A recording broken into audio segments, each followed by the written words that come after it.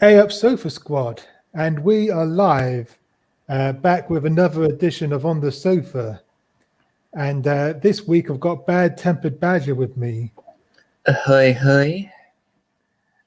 And but before we get into the actual show, I just want to flag something up because our good friend Stall is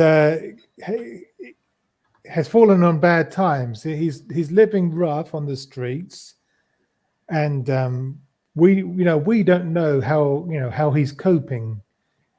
And so I've put a link in the description for his Ko-fi account. So if you want to make a donation, to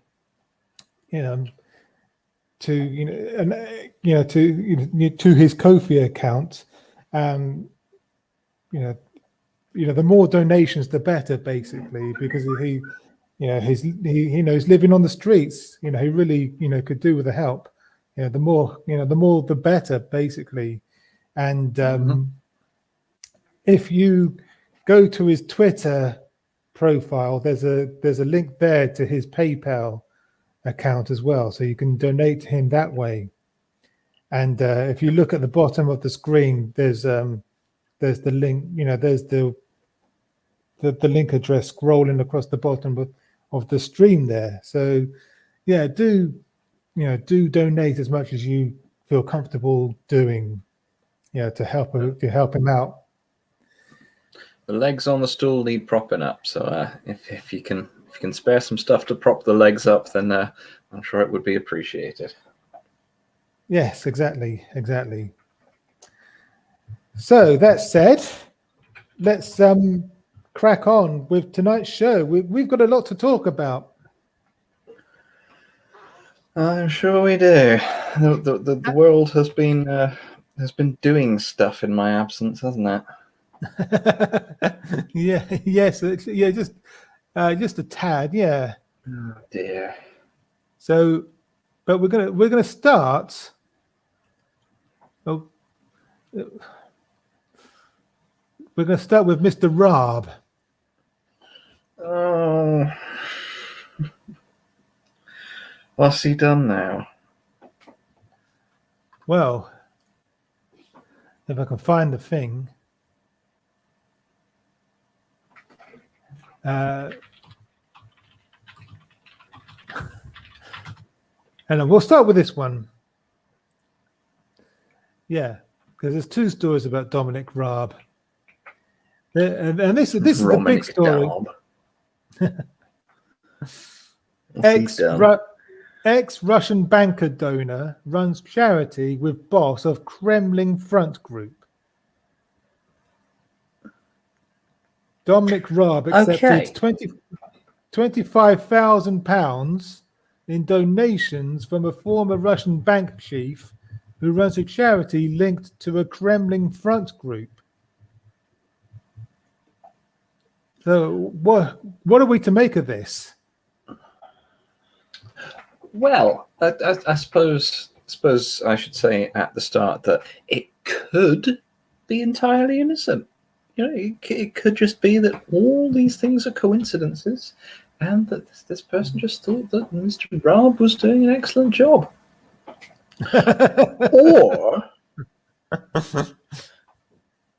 or it could also possibly be that Mr. Raab was doing an excellent job looking after this Russian gentleman and other linked Russian nefarious people's interests. That could also be the thing. I don't want to say that is the thing, but that's probably the thing. Yeah, that's probably what it is. Yeah, it's this news. This is from the Mirror, by the way. This article, and they go on to say now we can reveal his local party got cash from Dmitry Lius. I hope I'm pronouncing that right. Who runs a charity with the UK chair of a Russia society accused of links to Vladimir Putin. Oh, Putin as well. Yeah. So it looks dodgy as fuck, doesn't it? It looks dodgy. Hmm. It does look dodgy for Mr. Raab, and you know, to be charitable to him, you know, it's an accusation. It's not definitely proven that there's nefarious things going on, but also the Russians are being quite charitable to him, aren't they? Yes. They're charitable, in quotes, donations.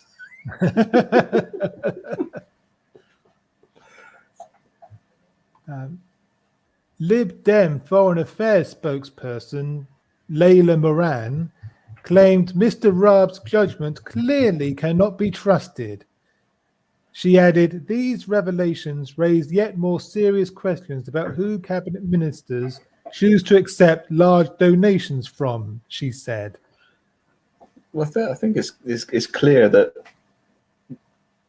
Mr. Raab's judgment can't be trusted, and I think that's been clear for quite some time before this incident.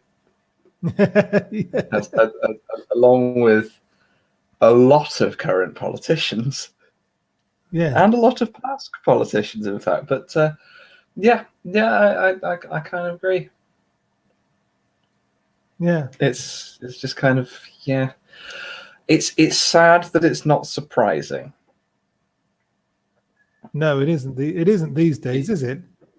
I would be much happier about this situation if I could look at it and be like, Dominic Raab was given donations from a nefarious source? Never. How could this have happened? I'm sure there's nothing nefarious. I'm sure it doesn't affect his judgment. I'd be much happier about the situation if I could, in honesty, say that without it being enormously sarcastic. The article goes on. Mr. Leos made 3 payments to Esher and Walton Conservative Association for campaigning costs. He had a 2004 money laundering conviction in his homeland overturned in 2007. Oh, well, maybe Raab isn't actually taking nefarious donations and representing the interests of these nefarious people. Maybe he's just money laundering. Perhaps, yes. Yeah, maybe the donation is just to clean off the money. Allegedly. Well, we've got to put it somewhere. Let's put it in Raab. I mean, we might as well put it in. What physically in Raab? Yeah, just come around his house. There you go. Yeah.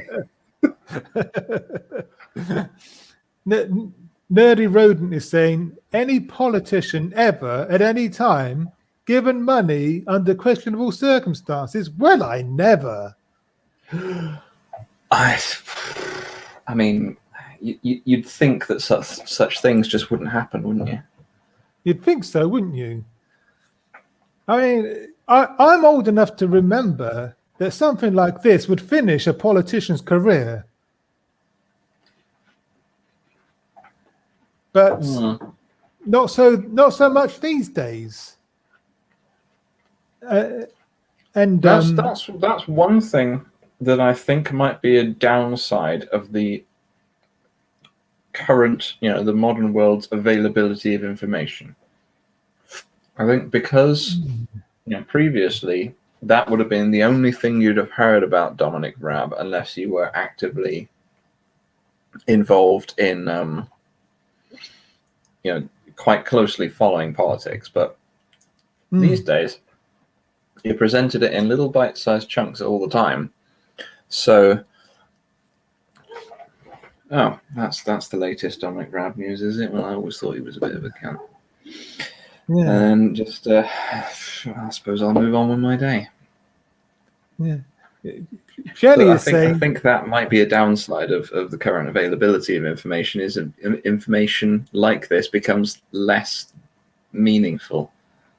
yeah. Anyway, sorry, go Jenny, on. Jenny is saying that's the answer. I'll become a conservative politician. Then I'll get donations and no more of this. And Nerdy is saying it should finish a politician's career and require rehabilitation and be against the law. Mm-hmm. No, I'm of the opinion that if a politician is proven, and there should be a fairly strong burden of proof on it, but if a politician is proven to be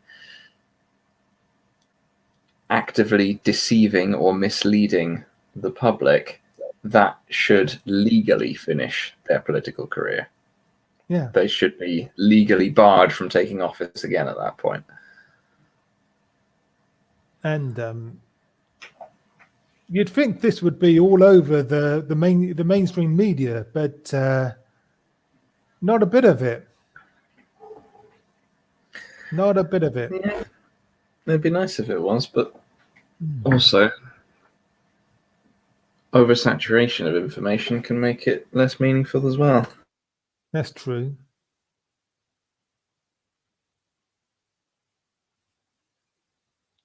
So moving on to our next story. Sorry, go on. What we got? No, I'm making sounds. And yeah, more Rob. Yeah, Crete hotelier puzzled by Rob's claim sea was closed during Kabul crisis.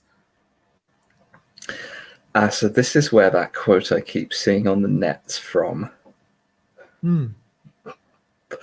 Okay, what did he actually say? Does it say in this article his exact phrasing? Let's have a look. Let's close this because I was gonna.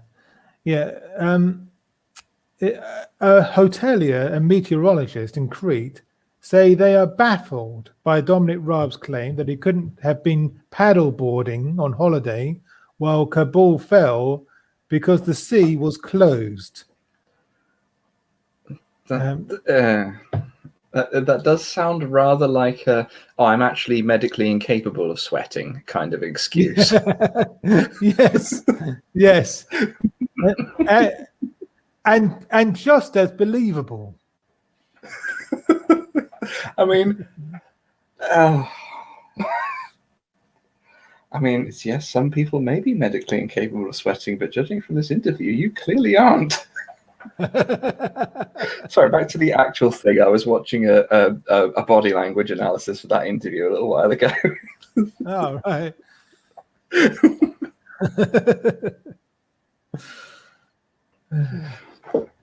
Nerdy's saying the sea is closed here too, and the sky.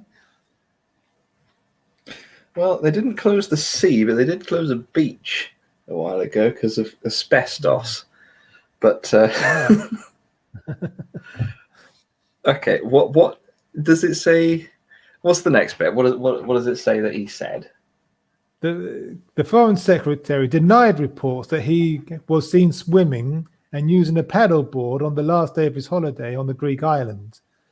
He faced strong criticism for not returning when the situation in Afghanistan began to deteriorate and the Taliban took control of Kabul. And there's a lot of waffle here. Oh.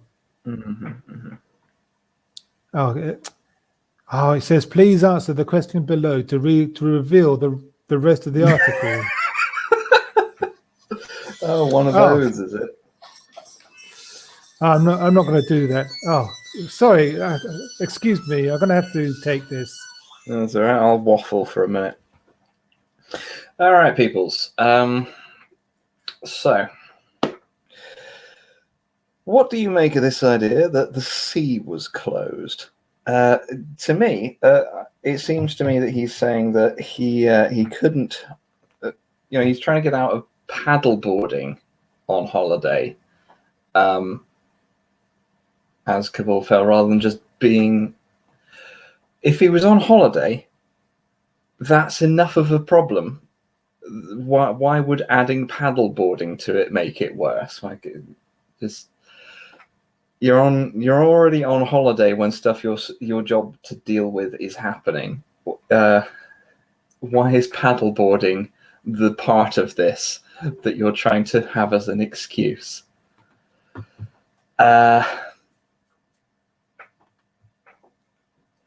So it seems to me that it's just a distraction. It's well, I'm going to take the smaller of these two things. Not that I was on holiday and ignoring my responsibilities as whatever role, is he foreign secretary? Whatever he is. But I'm just going to say that, no, I wasn't paddleboarding. So I can tacitly admit that I was ignoring the problems, but not actually focus on that, and focus on that. Well, I wasn't in the sea while ignoring those problems. I wasn't on a little paddly thing. What have we got here? Now, let's talk about the sea. It's a 45,000 a week hotel, and they closed the sea. Maybe he wanted some money back. Well, surely they'd have a bit in their insurance about closing the sea. And anyway, I'm back. Excellent. I was running out of waffle.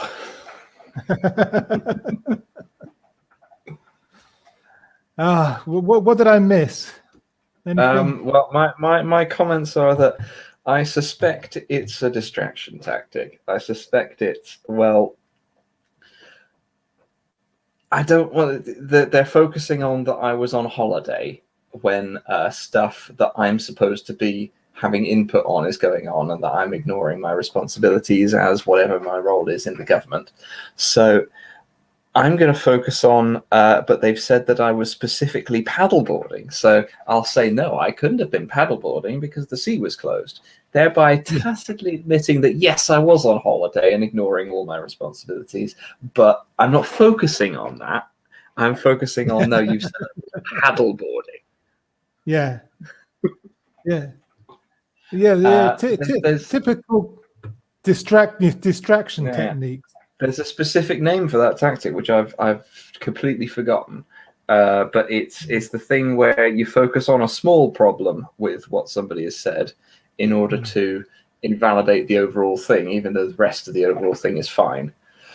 Well, not fine, but accurate. But I think he's even fabricating the small problem.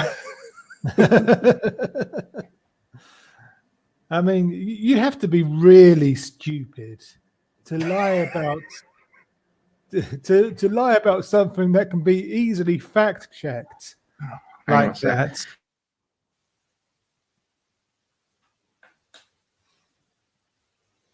Oh, well, let's move on to the next story. Right. Anyway, Sorry about that. I was just going to add to that what was I going to add to that? Paddleboarding. You said you'd have to be incredibly stupid to come up with that. It's like, well, yeah, but this is Dominic Raab. That was my comment. Right. Now, if you will give me about 2 minutes, I have to go and deal with a cricket. I will be right back. Oh, okay. So it's all go here. I mean, you've got me having to take a phone call for my ex-wife, and now Badger's having to deal with crickets. But we soldier on, and let's move on to the next story that I want to talk about. Apparently,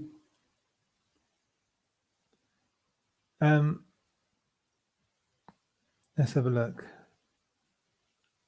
Boris Johnson. Well, let's open up the article and we'll talk about it. Boris Johnson, this is from The Insider. Boris Johnson broke ministerial code jetting to the Hartlepool by-election on taxpayer funds, Conservative Party spending return suggests. There he is, our glorious Prime Minister.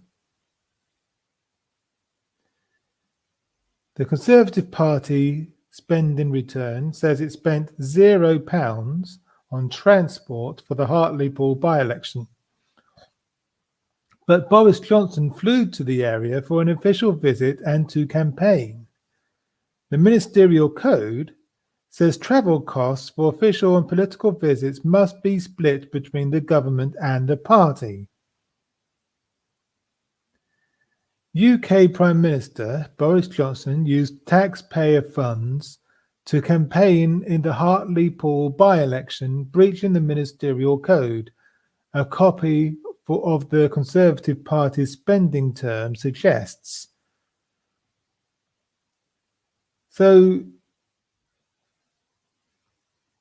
yet again, Boris Johnson doing something dodgy.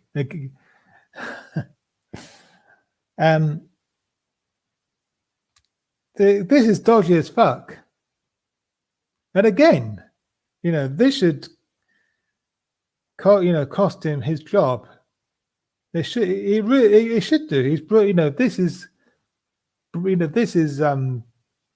This should be a big deal. You can't go around breaking ministerial code whenever you feel like it.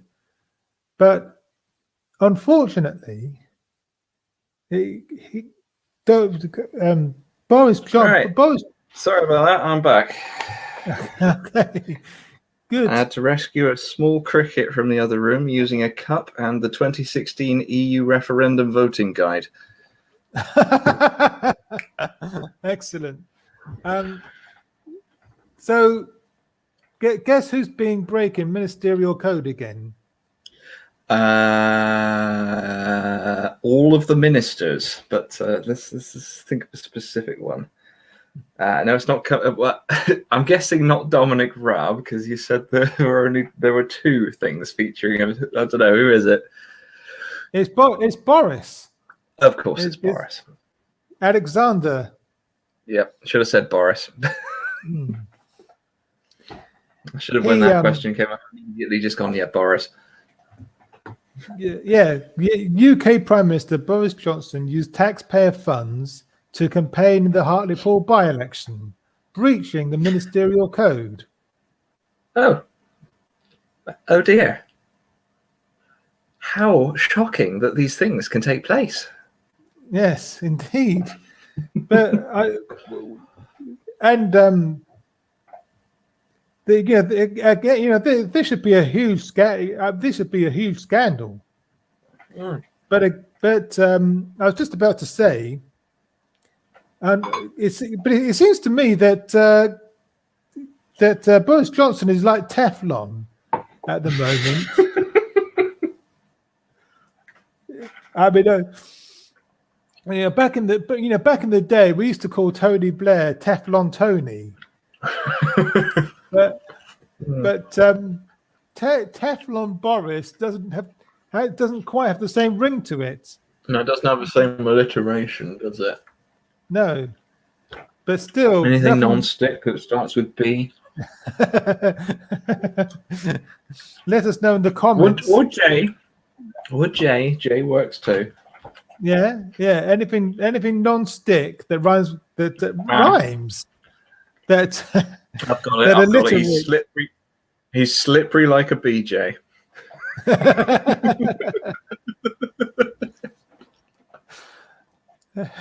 Bullshit, Boris.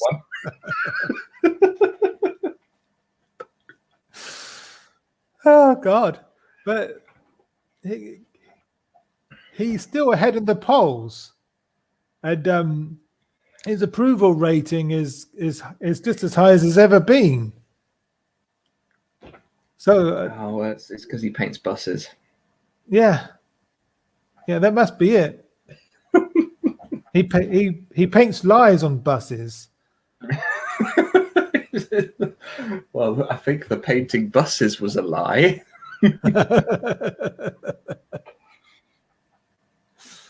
On April the 1st, 5 days after the regulated period for the by-election started, during which spending in support of a candidate must be declared, Johnson flew by private jets from London Stansted to Teesside International Airport near Middlesbrough.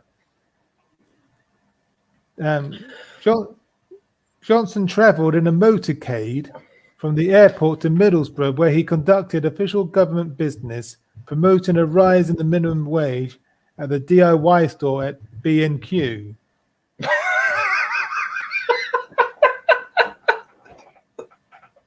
All the fucking minimum wage shop workers there just going, yeah, thanks, mate. And we've had to have 15 extra people on shift here because you're here, you prick. And this is I don't know if you can see this on the screen, but this is a screenshot of the expense form thingy. Can't get the words out. Yeah, but as you can see,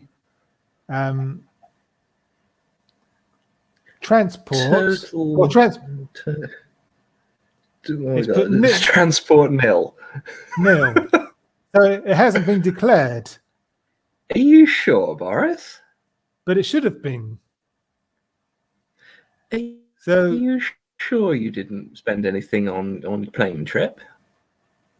So again, this is dodgy. This is dodgy as fuck. Again, it beggars belief. Yeah, well, Boris is dodgy as fuck. That's the situation we got here. But to be fair to Boris, I think I can kind of give him this one because it was April the 1st. April Fools. It's okay, Britain. Yes, I didn't actually declare the private jet transport costs. April Fools. And if that wasn't bad enough, he's also there's even more corruption allegations being made against him. Really? Yes. How shocking. This is from The Independent. Boris Johnson facing corruption legal battle over £4.8 billion levelling up fund that sent cash to Tory areas. I don't know if you've heard of this story. No, not really. I mean, what's the level? Try again. What's the leveling up fund supposed to do? I take it it's kind of a thing for it's supposed to be for deprived areas. Is that the idea, or have I got it mixed up with something else? Yeah, that's it's not 100% clear what leveling up is supposed to be, but it's supposed to be funding for deprived areas. You're right, especially up north. There, that's the idea behind it anyway. But according to this article in The Independent, he's facing a corruption legal battle over whether his party has been funneling taxpayer cash into Tory areas to give it a political advantage. So, in other words, you can have this levelling up money so long as you have a Tory MP. If your MP isn't a Tory, then forget it. You're not going to see a penny. And that's kind of illegal. Isn't that why the Tories got into politics, to funnel money to each other? This has only come to light because the Good Law Project has taken them to court. Otherwise, we wouldn't have known about this. the good, and this is just one of many cases that the Good Law Project has brought to light. We've mentioned the Good Law Project's work, another video, on the sofas. But the article says this: the High Court will decide whether the Prime Minister's 4.8 billion levelling up fund unlawfully and systematically sent cash to areas considered to be of political benefit to the Conservative Party. Well, I don't want to jump the gun, as it were, but yes, it fucking did. Not because I'm, I don't want to speak without having seen all the evidence and all that, but Boris Johnson's involved. Yeah. And Boris Johnson's mates is involved. So was there money that could possibly be funneled to things that are a benefit to him or his mates? If so, then yes, it was. Yeah. The article goes on. The lawsuit formally filed against Rishi Sunak, Robert Jenrick, and Grant Shapps in their government roles could find that the centerpiece of the government's so-called levelling up agenda is unlawful. The leafy market town constituencies of Mr. Sunak and Mr. Jenrick are among the areas to benefit from an unusual funding formula that critics accused of amounting to pork barrel politics. So there you go. There you have it. Yep, there we are. Boris is up to some shit again. Yeah. Up to his eyeballs. It beggars, I said that before, but it beggars belief. I really, it distresses me just I get you. Yeah, how they're getting away with it. And what makes me even... There's a point when you're just so corrupt that everyone's just kind of, oh yeah, Boris has done another thing. Yeah. The thing is, we knew he was a corrupt piece of shit, before the general election. We knew he was a we knew he was a lying piece of shite. I'm starting to think he bribed that zip line to get him stuck. We knew he was corrupt, but we as a nation voted for him anyway to get Brexit done. But I don't vote for him. Neither did I. But as we're gonna see, a bit later on in the show, Brexit is fucking far from done. It's a daily shit show with Brexit. So much so that I'm seriously considering starting another segment on this show called Brexit Bollocks. Because every day is something new with Brexit. But we're gonna come to that. But in the meantime, let's see what else we've got.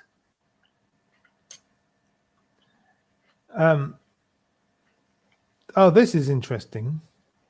This is the story that went to the press. That went to the presses today. This is hot off the press.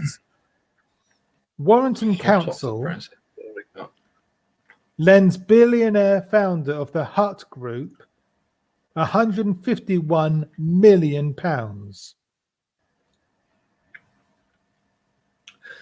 Okay. Why? Well, the article says this. Warrington Council lent the billionaire owner of the Hut Group £151 million after the online retailer's £5 billion market listing. The Cheshire local authority extended a £200 million loan facility to a company controlled by Matt Moulding in October, one of the largest council loans on record, from which it has taken 3 drawdowns totaling more than £151 million. Okay. I must not make fun of his name. It's low-hanging fruit. So, is this like an investment idea? Whether they're like, well, we'll give you 15 million, but you got to give us more back later because taxpayer money. We want a return on the tax. Is it that? What do we got? What's the reasoning? Let's have a look. I want to be charitable, I want to just not assume the worst intentions possible. It emerged last year that many of THG properties had been transferred to Moulding's personal ownership, meaning he stands to reap an estimated £19 million a year in rent from the Manchester-based company. Moulding. You're telling me a lot of these properties have gone mouldy? Oh shit! I did it. Moulding, 49, has defied standard corporate governance codes by taking on the role of both chairman and chief executive and granting himself a special share that gives him an effective veto against potential hostile takeovers. See, this is how you become a billionaire, by doing shit like this. By cheating the system, finding loopholes, paying yourself, a substantial amount of money, and getting loans from corrupt councils. This is how it's done. This is how you become a billionaire. And what I'm wondering also, is this a loan or a loan in quotes? It seems to be a loan, and but why? The Warrington loan, which was first reported by the Financial Times, was arranged at around the same time Moulding became a self-made billionaire. Now, see, this term, self-made billionaire, there's no such thing. Well, I think there could be in certain circumstances, but I think you got to clearly define what you mean by self-made. And no one becomes a billionaire by themselves. They become a millionaire. Okay, I can just about stretch, accept that you can become a self-made millionaire, but a billionaire. Well, let's just say, for the sake of argument, the self-made definition requires that it was done entirely above board and without any illegal or ethically questionable practices. Well, this article proves that that's not true, doesn't it? Yes. Well, yeah, exactly. That's exactly my point. But anyway, the listing helped Moulding refinance transactions on the properties he controls. THG has steadily diluted the value of its shares while raising funds to support its appetite for new online retail acquisitions. It raised $1.2 billion, 880 million through the sale of new shares during its IPO, and in May raised another $1.05 billion through a complex $730 million investment and cooperation deal with the equity investment division of Japan's SoftBank, alongside a $320 million sale of stock to other institutions.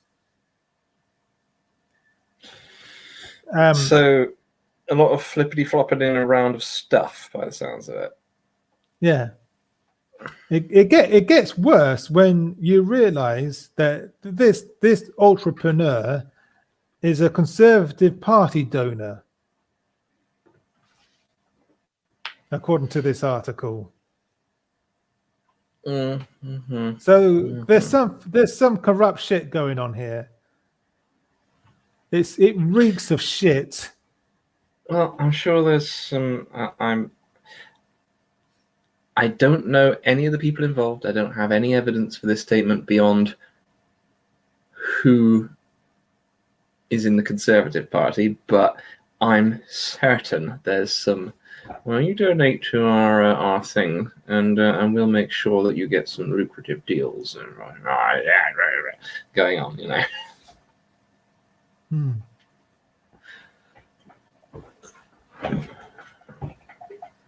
Anyway, moving on, we're going to talk about Tony Blair. Oh dear. Because he's been talking about Afghanistan. You'd think he'd have like moved on from that by now? You'd think so, wouldn't you? I mean, to be fair, it's probably all that most people remember him for. Yeah. But yeah, I'd have thought that he would at least shut up about it, so that maybe they'll think of something else. yeah, yes. But he's quoted as saying, this is from BBC News. Tony Blair says withdrawal was driven by imbecilic slogan. Blony tear. Hang on, let me show it. I forgot to share the thing. That would help, wouldn't it? Talk amongst yourselves. It's just me. Here we go. Hi, yeah. Me. How am I? I don't know. There he is. He always looks so fucking evil. Doesn't he? Well, he's just got one of those faces. Thing is, it's just got one of those. When you've got a black heart, that's what it does to your face. You could cast him as a Bond villain. Except you don't need to, because he already is one. We just don't have actual James Bond to sort him out. Not at the moment, no. Problem I have. I don't even want to get into that. Now, I have mixed feelings about. I was going to say I have mixed feelings about James Bond there, but that's not what we're talking about. I got mixed feelings about Tony Blair. Yeah.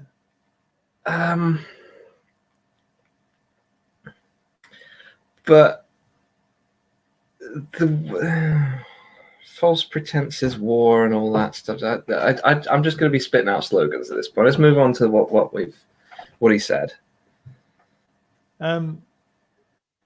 Yeah, he says he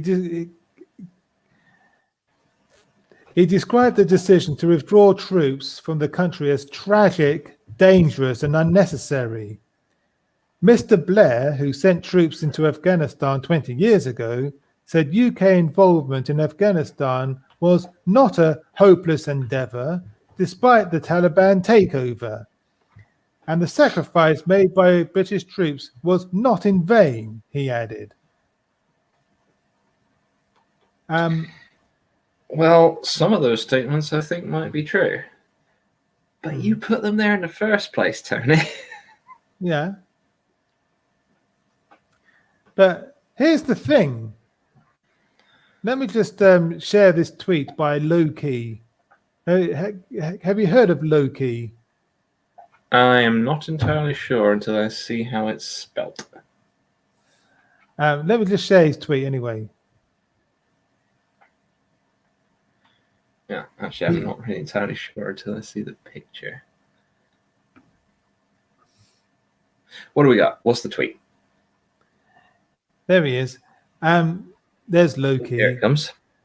He says Tony Blair is paid around £1 million a year as an international advisor to go to an organization called the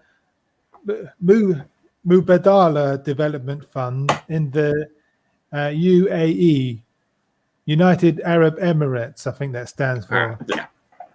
It has I been was about to reported. ask. It has been reported that Mubadala has been developing a plan to mine $1 trillion worth of resources in Afghanistan. Skin in the game. So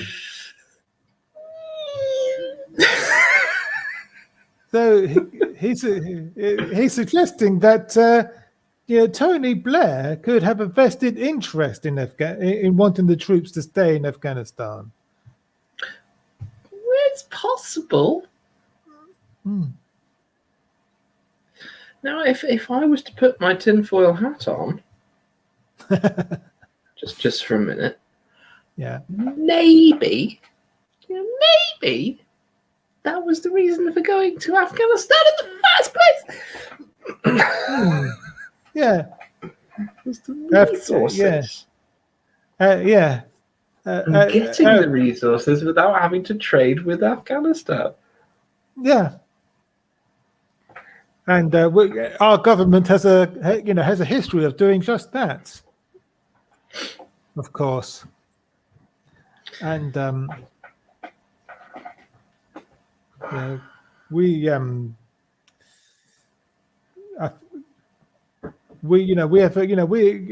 Afghanistan has become known as the graveyard of empires. And make of that what you will, but I think Tony Blair, he's got a vested interest in Afghanistan. It's it's not surprising that he's complaining about the troops being withdrawn. And personally, I think he should sit down and shut the fuck up about Afghanistan, basically, to be honest. I think he should for his own good at this point. Yeah. He needs to shut the fuck up. All he's remembered for by the general public is, he's the guy who went to Afghanistan when he was Prime Minister. Well, not the guy who went to Afghanistan, but the guy who started the war in Afghanistan when he was Prime Minister. I think it would be in his interest to shut up about Afghanistan. Yeah. But the BBC keep interviewing him. You could argue, you could even agree with some of what he says, that there are beneficial things for the people of Afghanistan, of UK troops and troops from other Western powers being there. Because Afghanistan's got a whole host of its own problems. But the reasons for them going there were not the ones that were stated on the tin at the time of doing so. Yeah. And they were not the primary reasons, in my opinion, for the troops going there. Yeah. But that's fair enough. But I could take it from someone other than someone who, as Low Key puts it, has skin in the game. Yeah. And I don't know if you know who Low Key is. He's a rapper but he's also a political commentator. Oh yeah. And I don't know if you've ever watched Double Down News on YouTube, but he's on there quite often. I don't think I have. Maybe I'll have a look at that at some point. Yeah, it's worth watching. They get some good people on their channel, and Low Key's one of them, and he really knows his shit. He really knows his stuff. Oh, good. He's really clued up on these things. Anyway, moving on. What's it called again? Tell me the name again. Double Down News. Double Down News. I will have a look at that later on. Yeah. Yeah, it's worth a look, definitely. Oh, yeah, there it is. I see it. All right, what's the next diddly do? So yeah, what have we got next? Oh, Ian Botham. There he is. Let's get older.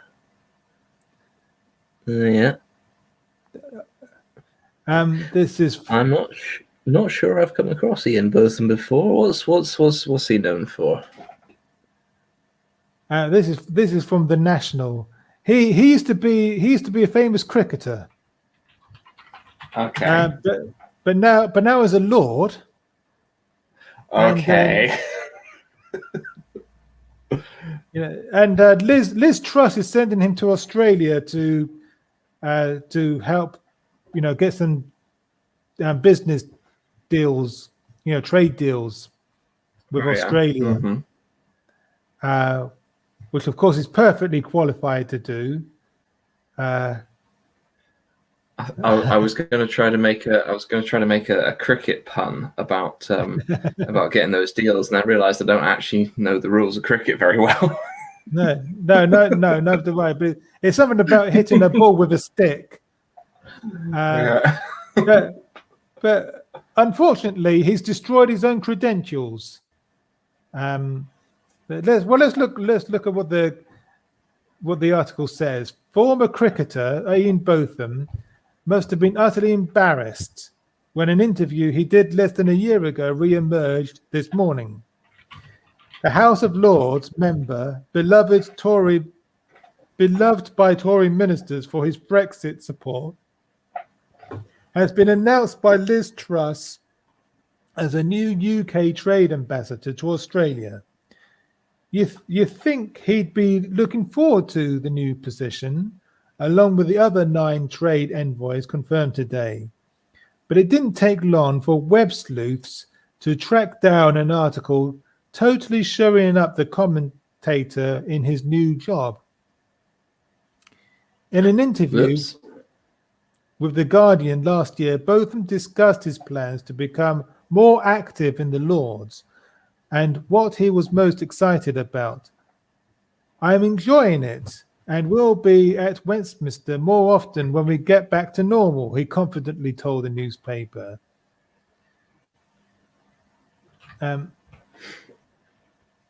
He said he went on to say this though. I'll admit the odds on that happening were long. I haven't spent much time in the Lords yet. At the moment, I can vote remotely as a crossbencher. For people who live far from London, you're on the train for hours in a mask and it's not too healthy. Though I eventually discovered that Kath and I got COVID back in January while in Cardiff. And I'll just skip a bit. Especially when they are debating something I know about, like sport on the countryside. Not much point if it's a trade deal with Japan. So in other words, he's saying, although he's very knowledgeable when it comes to cricket, he admits he knows next to nothing when it comes to trade deals. I mean, to be fair to the guy, you probably shouldn't be voting on a trade deal if you don't know shit about the trade deal. Yeah. But it doesn't bode well for his new job. Trade envoy to Australia. Yeah. So why is he the trade envoy to Australia? Is it because of cricket and the Ashes? Well, is he trade envoy to Australia just purely because it's usually England and Australia fighting over the little trophy thing? Yeah, probably. Yeah, but probably because he's been very supportive about Brexit. He's a staunch Brexiter. And so, yeah. So they want a nice Australian trade deal. Yeah. But again, why are they sending the cricket man? If they want a nice Australian trade deal, why don't they send like a trade negotiator? Yeah, so someone who actually knows what they're doing would be nice. I mean, I don't want to say that you can't be good at cricket and trade negotiations.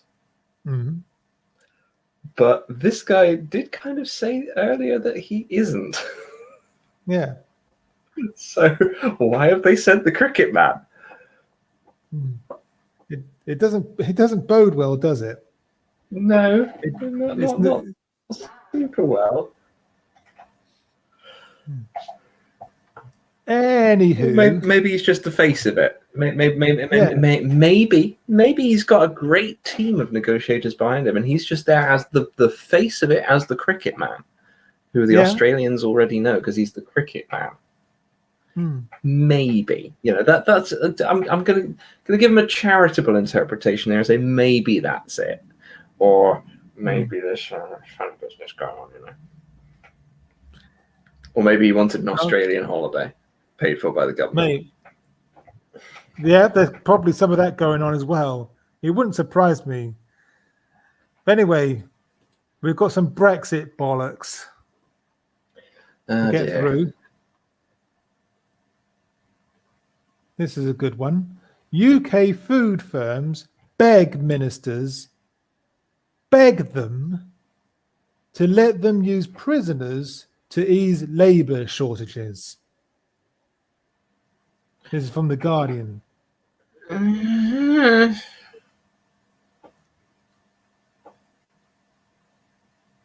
Well, what do you think about this?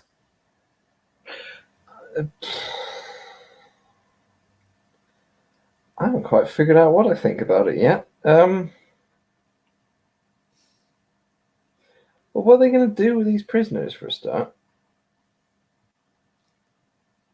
The article says this: desperate food manufacturers are pleading with the government to be able to call upon prisoners to solve a labour crisis blamed on the double blow of Brexit and COVID. The Association of Independent Meat Suppliers, which represents butchers, abattoirs, and processors, said it had a call set up with the Ministry of Justice on Monday that would explore how its members could recruit more current inmates and ex-offenders to fill vacancies. Companies are trying to draft in prisoners via a scheme that allows inmates to undertake paid work on day release. They are also contacting charities for ex-servicemen and women to try to drum up staff. So there you go. There could be some benefits for the prisoners in that if it's part of the program to help with the rehabilitation and all that. Yeah. But it'd be great if they weren't in this bloody mess. Yes, exactly. There should have been a plan in place for dealing with these sorts of things before the Brexit vote was even available. You'd think so, wouldn't you? If you're going to call a vote on something quite so fundamentally changing to how the thing functions as in or out of a large trading group, you really need a plan for if people vote for out. Especially if you midway through it say, well, we're going to do a binding thing of whatever the people say. Yeah, I mean, I've got a confession to make. Yeah. I actually voted for Brexit. Give me a second. I'm just stretching my spine. Yep, carry on. But you have to understand that. In the years leading up to Brexit, I was still a Christian, and I also believed in the New World Order and the Illuminati. Oh yeah, and I believed that the European Union was part of all this, and the mark of the beast and all that gubbins, and by the time by 2016, even though I had lost my faith, I was no longer a Christian. I was still only a baby atheist, and there's still a lot of Christianity, Christian hangover, if you like. Still reevaluating where you stand on a lot of things. Yeah, and I didn't really believe in the mark of the beast or anything, but I did anymore. But I still did believe that the European Union, there was a democratic deficit within the European Union, and we would be better off out of it. We would have more democracy if we were out of the EU. But I perhaps naively believed that there was some kind of Brexit strategy in place. Well, with all the advertising on the buses and stuff, you'd have thought there would have been. But I began to regret voting for Brexit when I heard, that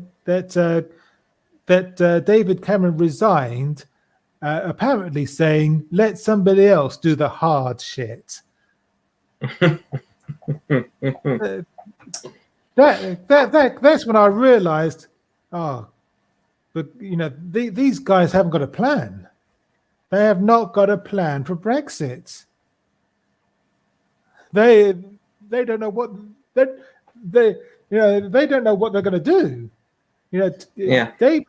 David Cameron, he didn't make a plan for Brexit because he just assumed that people were going to vote to remain.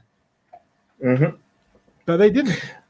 I suspect that the only reason the thing was called was that the people calling it thought, this is a time where our perception of the prevailing opinion of the society is that it would be a bad idea.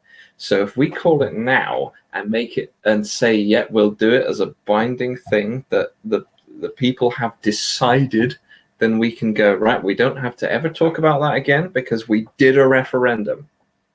And then the people, a small majority of the people went and voted yes on it, and they went, fuck. Well, now we've said all that shit about, we've done this referendum and it's binding, so we're gonna fucking do it now, aren't we? Yeah. And they didn't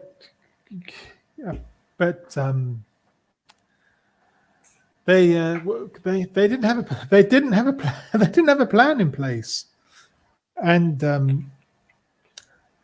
I think it's suffice to say that I definitely regret voting Brexit now, and because the thing is, we were warned that shit like this, that we've just been talking about, food shortages, because most of our lorry drivers are from EU countries, and they won't be able to move their goods from the EU to the UK, and they won't be able to work. They may not even be able to work here in the UK anymore. We were warned, and that this shit would happen. But the thing is, you have to understand that the people giving us these warnings were politicians that we didn't trust. Were people like David Cameron, Nick Clegg, George Osborne, and we didn't trust them, and so we put it down to Project Fear, and so we stuck our fingers up at them and said, "Screw you guys, we don't believe you. We're gonna vote to leave." to to screw you over. And but anyway, it turned out that they were actually telling the truth for a change. They and these things, everything that they warn us about is actually happening.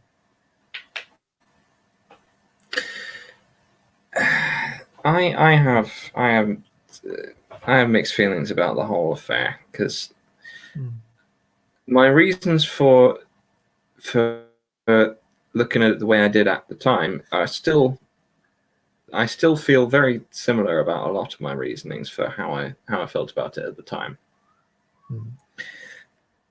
But in hindsight of the practicalities of it, it's a bit of a mess. And they're very clearly, in the couple of weeks after the vote went through, it was very clear there was no plan whatsoever. But when David Cameron resigned, it didn't. I didn't think for one moment that Boris Johnson would be in charge of Brexit. But here we are. Here we are. And we've got some more Brexit bollocks to talk about.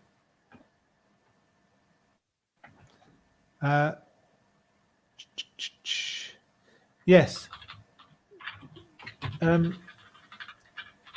There's not enough. There's potentially not going to be enough turkeys for Christmas because of Brexit.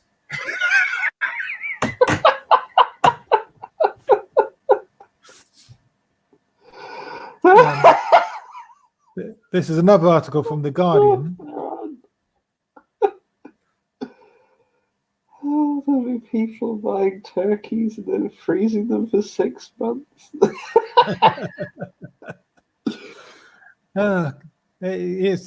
So UK poultry producers have warned that serious staff shortages caused by Brexit could mean that there are not enough turkeys to go around this Christmas. They'll be going down to KFC and getting the chickens. Well, you'd think so, wouldn't you? They'll be sprinkling some cinnamon on a chicken and saying, "Look, it's a turkey." Unfortunately, that's not going to be possible either. The article goes on. This week's partial closure of the restaurant chain Nando's, as well as fewer dishes on the menu at KFC, has thrown the consumer spotlight on a labour crisis exacerbated by COVID. So, Nando's and KFC are in trouble. I suppose we'll have to import that bleached chicken from America, won't we? Yes, quite possibly, yeah. So they're known for their turkeys. Why don't we get some turkeys from over there? I mean, they might be full of chlorine and bleach, but it doesn't say on the packaging, so we can just ignore it. Yeah, right. This is it. But so, what's going to happen? Like in the year 2000, when all this COVID shit started to kick off, people were raiding supermarkets for bog roll. People are going to be raiding the supermarkets for bloody turkeys. They're going to be fighting. You're going to see footage of Karens fighting over turkey. That's what you're going to see. This will be how they finally managed to import that Black Friday thing they've been trying to import for the last few years. Just everybody fighting over turkeys in the aisles of Tesco. It's going to be bedlam. There'll be somebody will get their skull caved in with a frozen bird.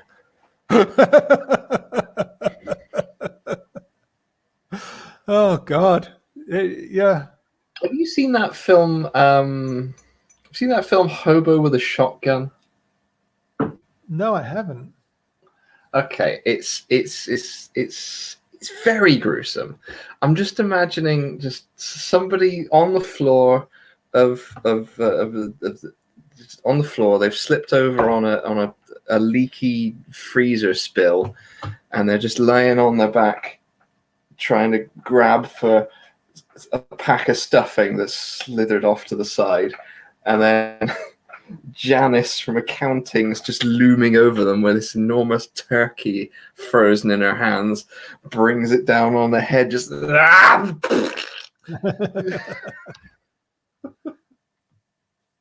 But there is one possible solution. I remember, when me and my ex were first married, we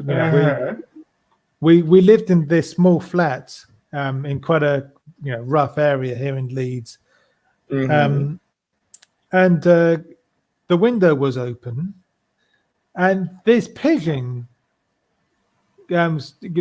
started flying towards the window, and it sat on the window ledge, and my wife started trying to beckon this pigeon into our flat, and because she wanted to wring its neck and cook it. Oh yeah. And so that's was this a city flat? Yeah, and that's one possible solution. Instead of turkey, you can just go out and find yourself a pigeon, and oh dear, that could become a new Christmas tradition. A pigeon instead of turkey. Have pigeon on Christmas Day. There's plenty of the basket. They're all over the place. I'll tweet at John Pigeon on Twitter later on, see what he reckons. Or if you live in a seaside town, go and get yourself a seagull. Buy yourself some fish and chips. Well, the seagulls have spent enough time snatching. Seagulls have spent enough time snatching our food, so maybe we snatch a few of them. Exactly. Go to the beach with your fish and chips. They'll come swooping down. You grab them, wring its neck. You've got yourself an alternative Christmas dinner.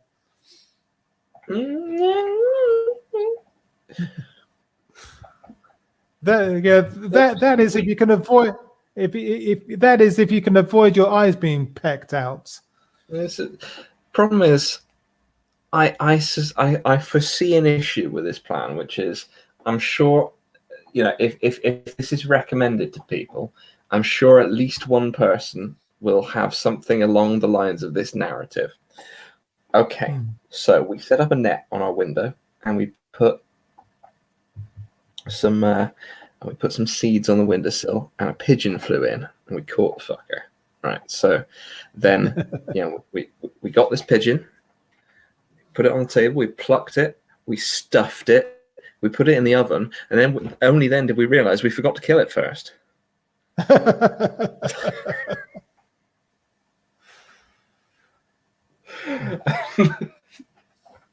I'm sure someone will do things in that order. Yeah, probably. Yeah, it wouldn't surprise me in the slightest. But Nerdy is saying we should get 4 and 20 blackbirds and bake them into some sort of pie. I had a blackbird fly in my window the other day. Shat all over my windowsill. That was nice of him. I had to kind of waft him back. Well, it was her actually. It was a lady blackbird. I had to waft her back out the window with my blanket, just kind of go away. Then Spooky, there's someone we haven't seen for a while. He's saying seagulls are not good eating. Are they not? Apparently not. I'll have to take your word for it, Spooky. I've never actually eaten seagull. I haven't specifically tried a seagull myself. I mean, badgers will eat pretty much anything within reason, but seagulls are hard to catch. Yeah.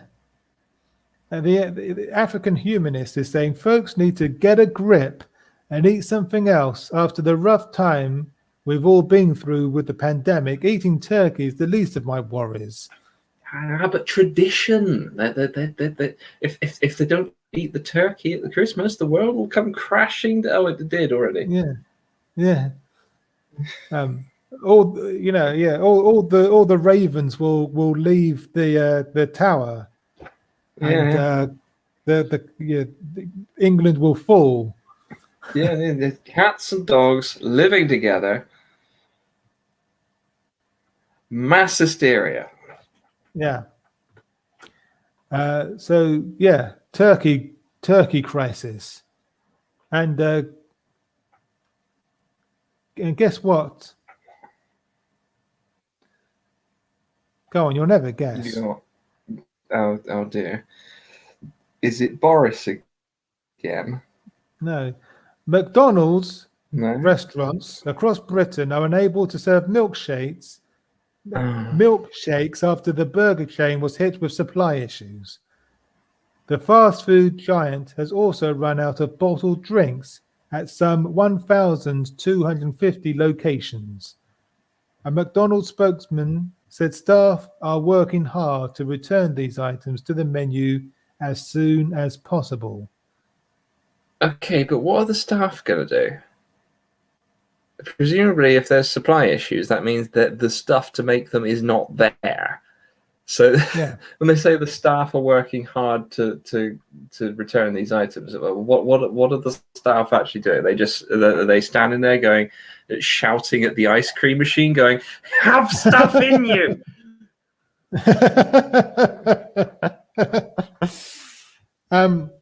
But I agree. I mean, the staff can only do so much. If you haven't got the ingredients, you haven't got the ingredients. If you haven't, it's like when you go around to the shop at Christmas and they haven't got the toy you want, and you go, "Well, what?" And you're shouting at the cashier. I mean, what the fuck's the cashier supposed to do? It's the cashier neither supplies the items nor sets your schedule. So it is not the fault of the cashier that the item doesn't happen to be available in the shop, nor is it the fault of the cashier that you chose to only shop for that item on Christmas Eve, you fucking idiot.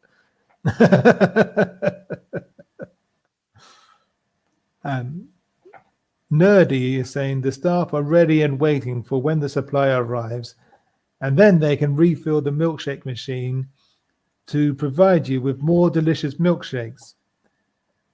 I mean, to be fair, McDonald's milkshakes, they are kind of nice. Yeah. They're very thick, though. I nearly got an aneurysm in my throat trying to suck it through the straw. Yes. I was there trying to make the bloody milkshake come out. And the paper straws are shit. They don't work. They work to start off with, but then they stop working very quickly. Soggy, yeah. But at least they don't get stuck in the turtles. Yeah, that's true.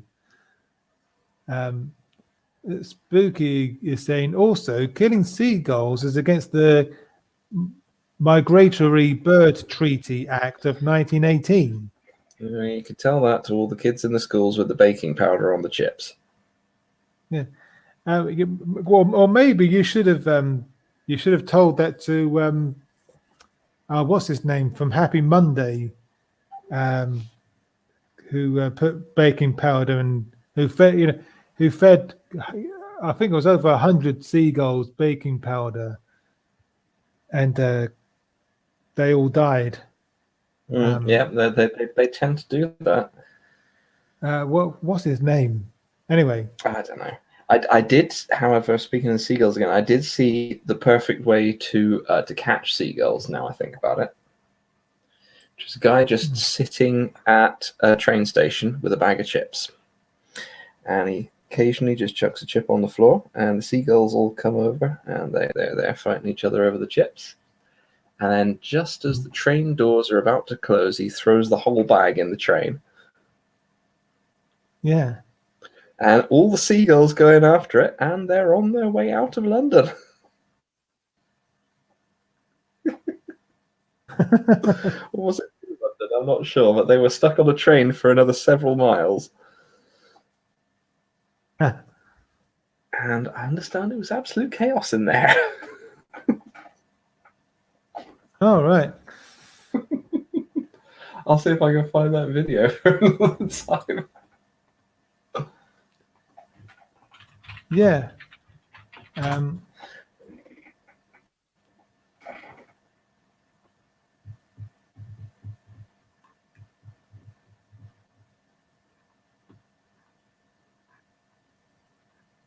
Yeah. Anyway, yeah. Sean Ryder.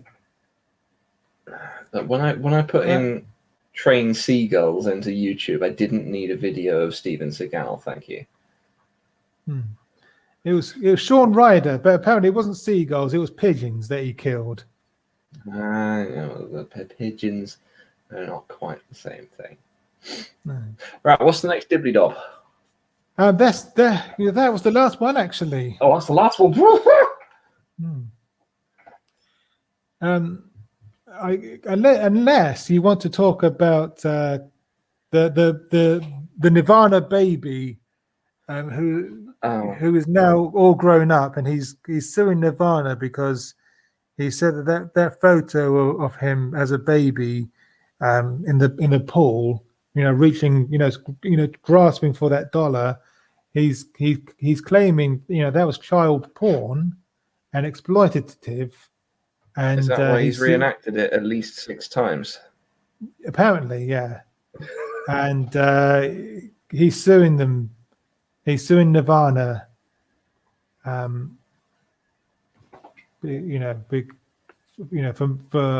He's literally still grasping for that Nirvana dollar.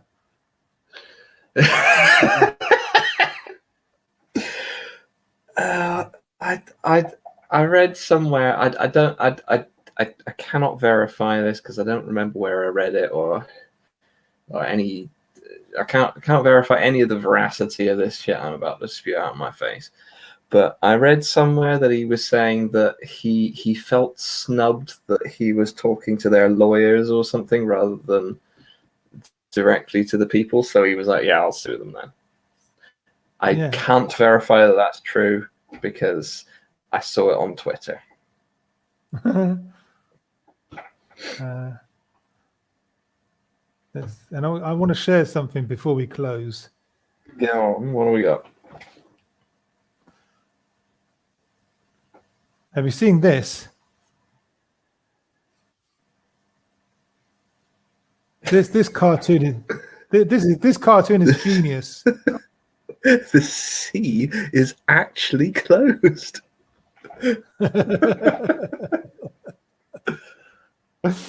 The genius of this cartoon, combining 2 stories in one like this. I mean, it's genius.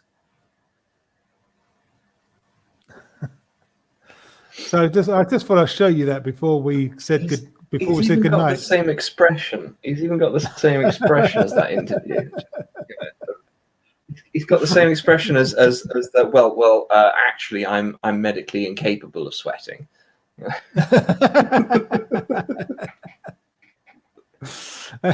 This is the cartoon is by Morton Morland, and it was tweeted by the Sun Apologies, and who says they've missed out the little cock. No, he's right there in front of you.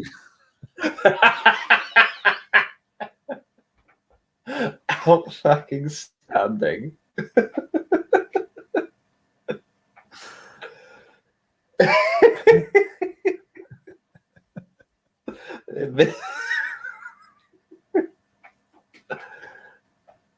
I mean,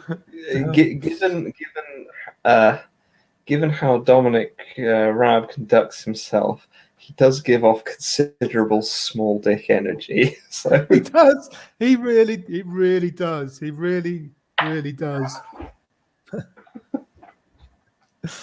And on that bombshell, I'm gonna say good night. well, if the bombshell's Dominic Raab's penis, I'd say it's more of a. Right. Good night, everyone. Good night, everyone. And yeah, thank Find me you. on MySpace. But yeah, you can find Bad Tempered Badger on MySpace and do subscribe to him. But I'm sure all you guys, watching, in the chat are subscribed to Badger already. Sure, you've If probably not, seen why me not? before. Probably because I haven't put any videos on my channel for ages. I do have some nature videos coming soon, though, when I actually can get my head around sorting out the schedule. So there you go. You heard it here first. And nice nature vids. And thank you to everyone in the chat for your contributions as well. And do tune in next week, where hopefully next Wednesday. No, actually, no. Next week I'm on holiday in Minehead, but I'll be back the week after with hopefully shooting the shit as well. So yeah, look out for that. And yeah, take care, everybody, and thanks for watching. Bye for now.